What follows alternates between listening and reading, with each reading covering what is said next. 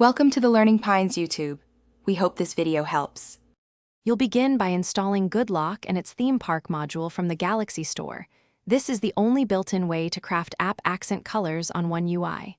Once installed, open Theme Park and tap Create New Theme.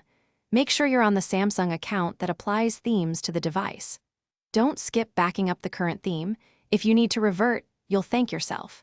Now select the base template to edit accents and system colors. Start with the Accent Color field to change app highlights.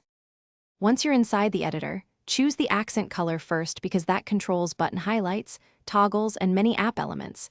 This is why Theme Park is necessary. Then tweak background and icon tint to harmonize with the accent.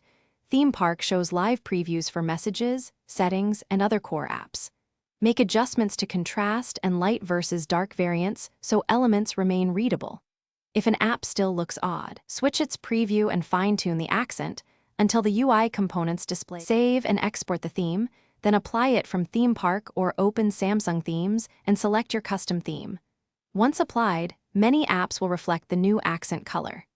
If colors don't appear immediately, reboot the phone and, if necessary, clear the specific app's cache or force stop the app to refresh UI assets.